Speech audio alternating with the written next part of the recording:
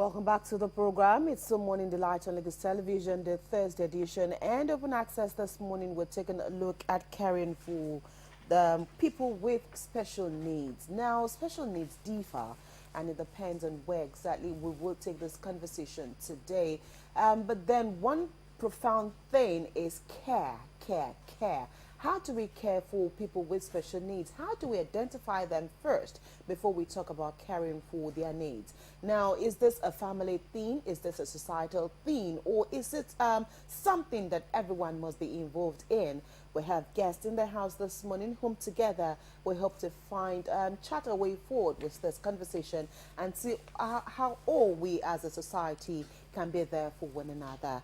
Joining us in the studio this morning is Trisha Maja. She's the creator, Safari Health and Fitness, and also a parent with special needs child. Thank you, Trisha, for coming on the program today. Thank you for inviting me. And we also have Folusho Liasu, founder, CEO, Super Parents, carer for parents with special needs children. Thank you, Folusho, for coming on the program today. Let me start with you, Folusho, because you are a carer for parents with special needs children. And so when we talk about children with special needs, sometimes some are born that way. Yes. Sometimes some pick it up along the line. Yeah. So from the very beginning, how do we understand that we're dealing with a child with special needs? Okay. Once the child has been diagnosed with having a particular disability or special needs, you know from the onset you start with early medical intervention. You're going to the hospital, doing your therapy. You see the right doctors, as in the specialist. You see the specialist, make sure you see the specialist like a neurologist. They will assess the child. You start from there, before you go out and you start hearing tales and this and that. You start from there, and even the parents will need counseling. Because most parents don't understand, it's not something they hope for or they bargained, so they are lost. Right. And that's the issue we have here. They have a child with special needs, no direction, nothing, no one to talk to them. So they start from there, counseling maybe from the doctors or support persons and all that, from there. They learn a lot of things along the way. Okay. But first, it has to be medical. A medical intervention. Yeah, medical intervention, yes. All right, well, Trish, I'll come to you, Trisha. We've had this conversation lots of times. Sure. Dealing with children with special needs, caring for people with special needs has been an ongoing conversation, which is also one of the things we're doing here today, just creating that awareness, advocating for more care. For you, since you've been on this issue, and also having raised a child with special needs, what do you think, or what do you see have changed when it comes to the interventions, when it comes to early medical interventions, carrying instruments, equipment available to at least help cope and train these children? Absolutely. I mean, firstly, I have to agree with everything that Folusho has said. And, that early medical intervention is key. It's so important, to get your diagnosis. But when you as a parent have accepted, because there is an acceptance, because we expect our children to be high achievers. My daughter she's my fourth, and the others all have done, they're all academics. They've all gone to university, done a master's and all of that. Kain Olua, she's not academic. So we've had to, when she schooled here, she went to a local school in GRA, and we were so thankful. But what I have seen is that there are more people aware, there are more centres, there's been more training, there's more understanding. And because of the awareness, more people are, there's still looks. You're still going to get looks. We understand that. However, she comes with us everywhere. Every country we've been to, generally, if it's not always work related, she has come with us. And that is so important. So it's about awareness, making it an everyday, as you take your other children out, you take your special needs child out. However, not everybody's in that situation. Some people, you'll find it difficult to push a wheelchair. It depends on mobility and I don't like to say disability because, you know, I like to say whatever the need. Is there a difference though between special needs and disability? Well, some say there's a difference. Some just, you know, the Some just say yes, nomenclature. Yes, Yes, nomenclature. absolutely, Right, absolutely. right. But I I think would, maybe one has to do with academics, one has to do with, I Yes. don't know.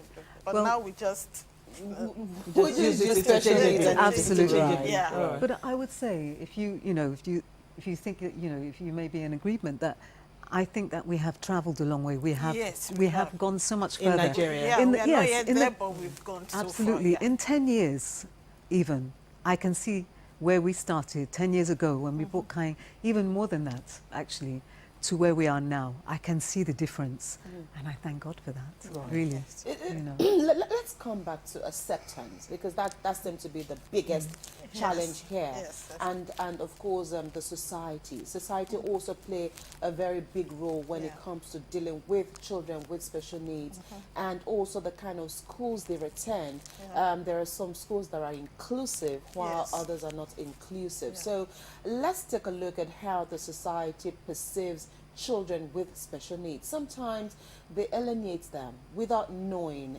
They try to think that, oh, you can't do this because you're not, you're a child with special needs, and so they tend to segregate. Yeah. What does that do to the psyche of those children? It's not, I don't even know how to describe it.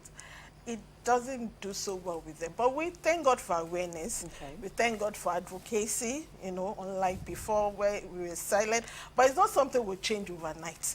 It's a narrative that has been by from years to years, superstition and all that, you know, our cultural beliefs and all that. So it's not something will change overnight. But due to awareness, things are changing. Even we are taking it to schools, we are taking it to churches and all that.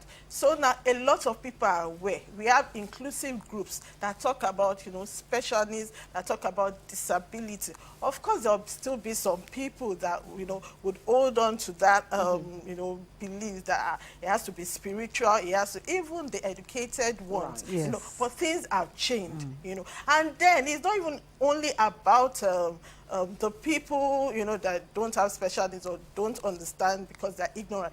Even about persons with disability, now they understand. So it's not about fighting with someone and everything. So there's self-esteem now, you understand? Yes. They also advocate for themselves, Right. you know. So it's not about, you know, feeling bad. And of course, there'll be days like that. But they understand that they are humans and they have rights too. You know? Yes. So they include themselves. Even if you are not including them, they are including themselves. So we are teaching persons with disability, children with disability to be independent, you know, self-independent, you know, psychologically, physically, so you not be moved by the things you see or Around whatever you. they say.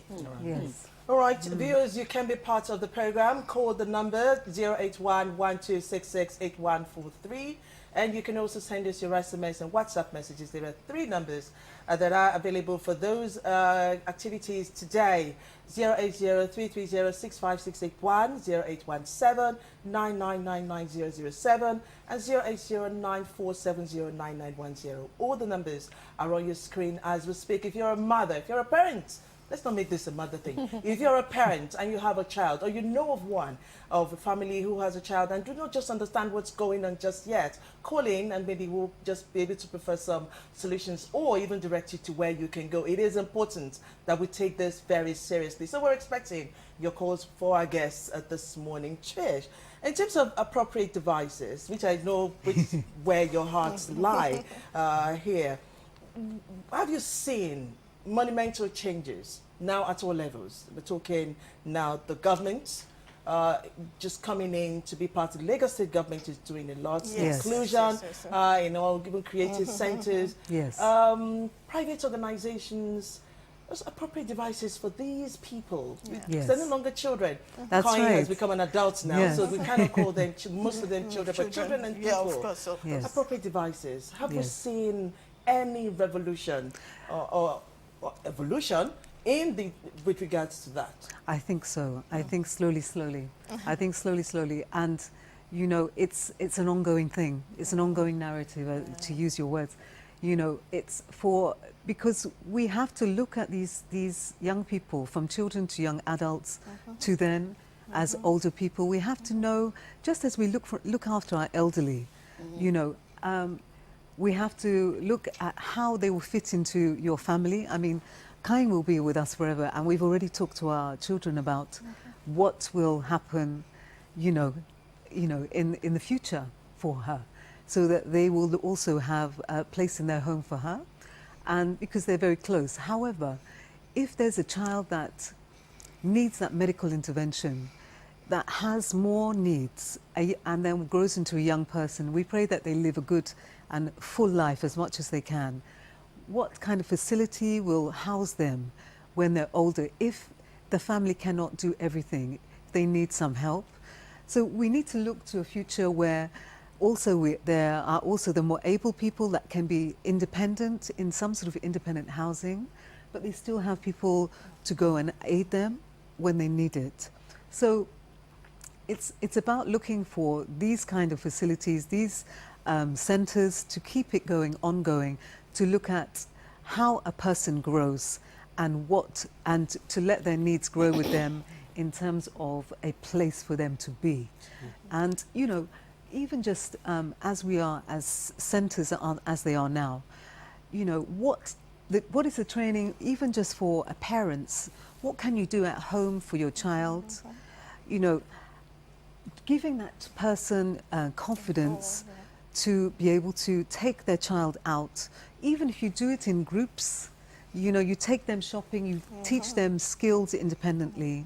So doing it in small groups, independent living that way, just as you would as, you know, teaching a child at school normally, but taking people out into the community, and so that people see them, they're not hidden, there's no taboo.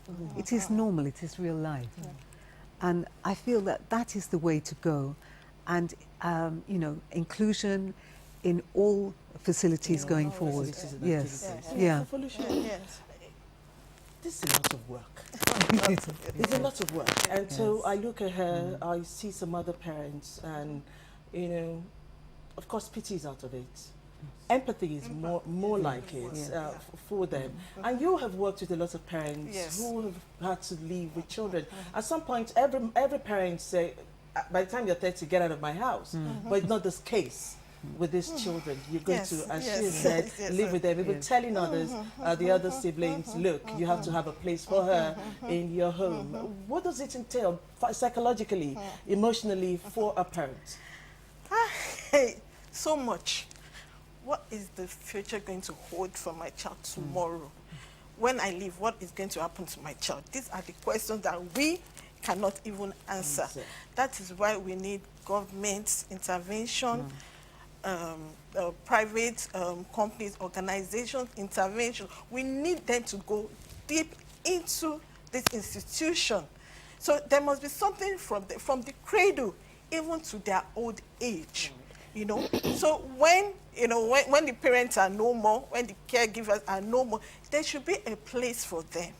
You understand that they are just not left alone to wander, as we see a lot of children with Down syndrome just wandering. Even some caregivers can't take care of them, so they just let them. But because we don't have institutions, to help out, even those that we have, they are too choked up, they are crowded. Right, we have some comments here from some of our viewers. Let's quickly take some of them, and if we have more time, we can also take a few more questions. Good morning, ladies. All-round women show. Anyway, this situation affects women the most because these children are left with their mothers. In some cases, their fathers disappear. Government should make proper policies and implement them in order to give meaningful life to the physically challenged. This is from a concerned parent, Ajia Aminat Nyako from Zaria. Thank you, Ajia from Zaria, for sending in your message today. All right. Ayodele from EJ Barracks, Sabalinde says, I understand caring for people with special needs can be expensive, especially with children. What baffles me is that our so-called philanthropies are not doing enough. They should help building centers and be more concerned.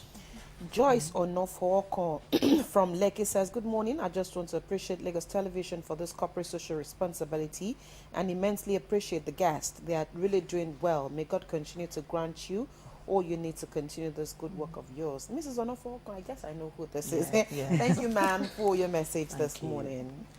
Finyifolu Wabalaji from Etiosa says, if I may ask, how can parents prevent all of these from happening? How do parents who have such children cope? I think we start with that question. Yes. So let's start with Okay. There are some that you cannot prevent.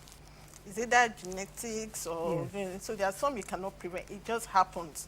Like autism and Down syndrome and all that. Except maybe the technology we are bought from you and we don't have that here. You understand? So some you cannot. It just happens, and some you can prevent.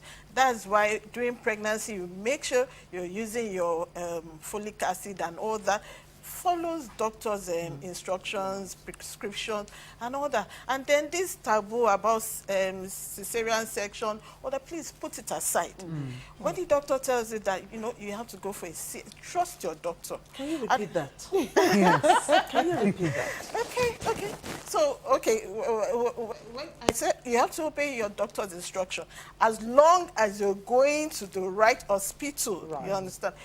Make sure you obey your doctors. So when it comes to when your doctor tells you that, okay, there's a situation on ground, you cannot have a natural birth. So please, you're going to go for cesarean section. Do not argue. Do not debate. Every woman should even prepare for cesarean section. To be an Hebrew woman. Okay. We are all Everybody's I Hebrew. want to be a Hebrew woman. As long as you see your baby, it's enough. I had elective CS twice. Okay. It's not that there was something wrong with me. It was an option. Yes, and I have my babies with me. Right. That is what is important. Trish, let's now, there are some indigent people who might not have the opportunity to sit here or have able to have access to some of these institutions. And some of them also stigmatize their children because, of course, the enormity of the challenges they're coping with. They can't, just wrap their heads around situations like that. For people like that, is there light at the end of the tunnel? There's always light at the end of the tunnel, always. But there has to be some sort of support around.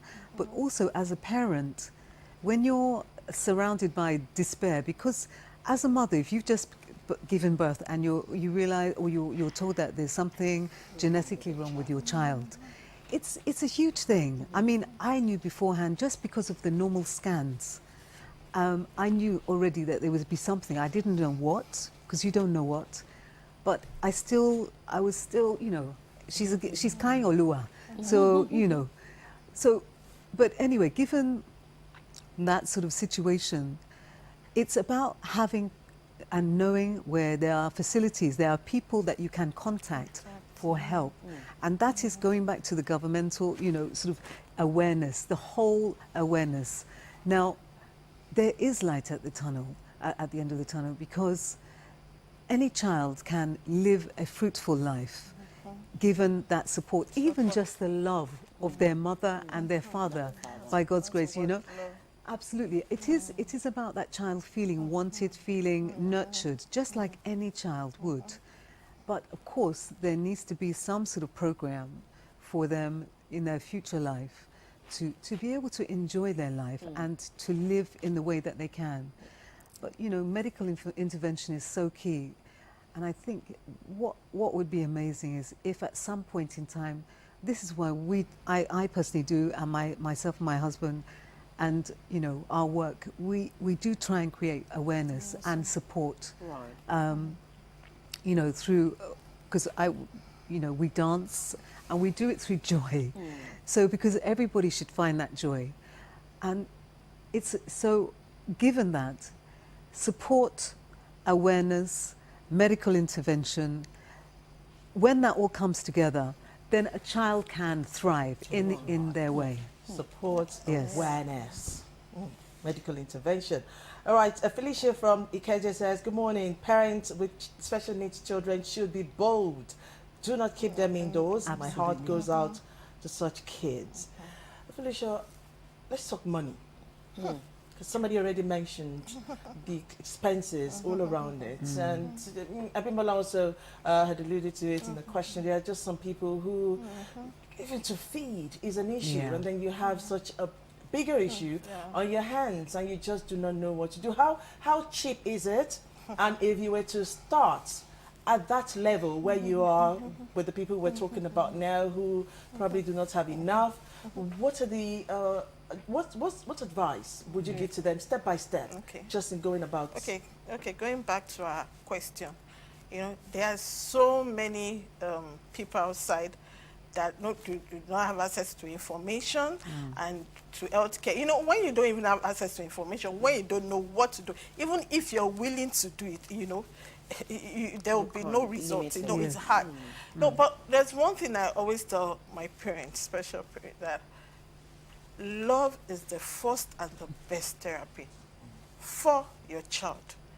You may not have the means, you may not have anything, but once you have love for the child and love for yourself, not blaming yourself for the child. Because when you start blaming yourself for the child, you would not be able to take care of the child, you know. So like a mother that came to me just recently for a week, she has been calling me over 2 years, but, you know, something, because she's not on Facebook, she's not on, you know, but she was persistent and she's not educated. And she, you know, brought her child at 14-year-old, she carried that boy, you know, it was due to love. Yes. You know, there's some educated, you know, special parents are not doing that much for their children. Like, I'm so busy, I can't do this. You are like a cost to me, you know. But it's not about education. It's not about being learned. It's that emotions, that love, it's that true. empathy you have for your child. You know, passion. and she came all the way. She brought the child. She carried that 14-year-old back, and she's even small in stature. So just imagine someone like me backing a 14-year-old. I know she came and then we started discussing. I said, have you been taking this child for therapy? She said, yes, but when they started asking for money, because the child is of age, you know, she couldn't afford it. But she still continues with therapy for that child. You know, she watches what they do, you know, whenever she goes for therapy. You know. So it's not even about them. Of course, money is important because the gadgets are very expensive. But first, invest in that child. Love, that emotion. You see, everything will fall in place. There are so many support groups now, so many that, but when you don't have love for that child, you won't even, your ears won't be open to even know what is available for that child. You understand? So first is love.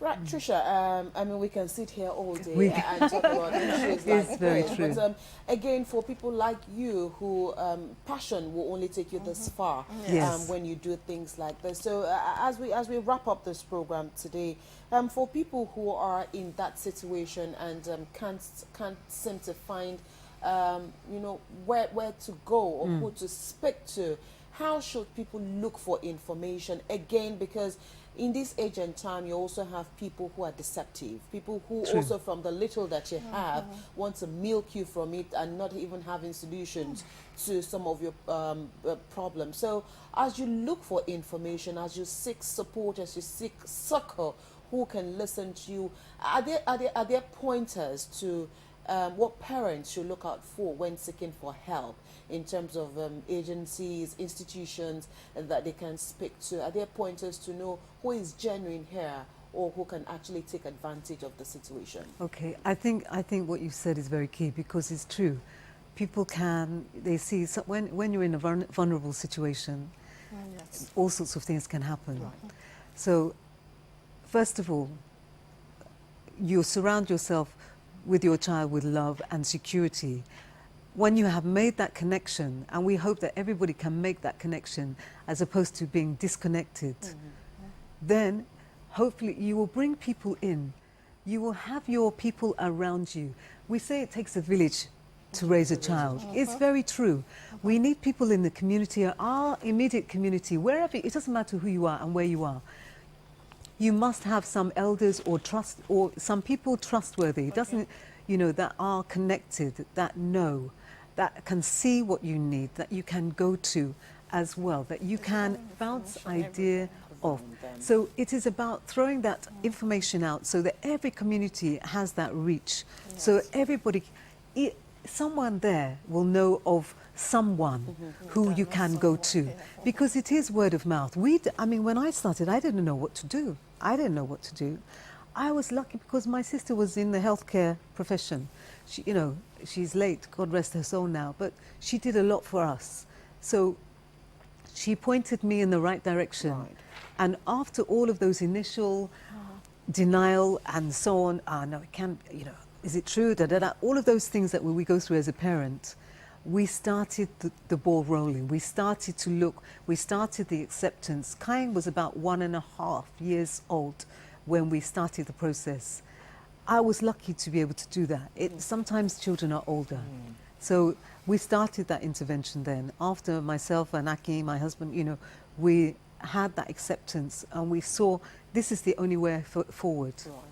So please surround yourself. Your community has to know. Don't hide your child. Let your community also speak for you. And you will know in your community who you can trust. At a dance party this weekend, I mean, we're giving out Yes. wheelchairs. What else are we Yes. giving out? Well, there will be donations as well, Donations, yes, okay. to the charities. But we have kind of focused on equipment because equipment is needed for children, you know, that don't have mobility, that need, you know, need aids just to get from A to B, so that the lady that was carrying their 14-year-old, because me, I couldn't carry Kain now. She's bigger than me. I would try. If I had to, believe me, I would carry her. Right. But the instinct will always be yes, there. the instinct. We wish you all the very best. Thank I want you. to thank you so much, Trisha Maja, creator, Safari you. Health and Fitness, and the parents with Thank special you, child, Amelia. with a special needs child. We see your passion, we see your love, and Thank we you wish so you and Kain all the very best. Oh, so Folusho Liasu, founder, CEO, Super Parents, carer for parents with special needs children. May you continue to have the grace to do the things that you do, and we thank you as well. If you're out there and you still do not know what to do from here on, I think you were not listening. You can just call us or send send messages to any of the numbers, and we will definitely push you in the right direction. You cannot give the excuse of being gypped from here on. You cannot say you were not guided properly. You have no excuse at all. And the children can thrive. Kain is a graduate, so your child can also raise that bar for other children around them. Thank you so much for being part of this session. We will have to take a break now. If you have more messages, send them. We'll read them later. But Sports Splash is up next. Of course, all of the juicy details that Bimbola talked about earlier will be discussed in detail on Sports Splash after this break.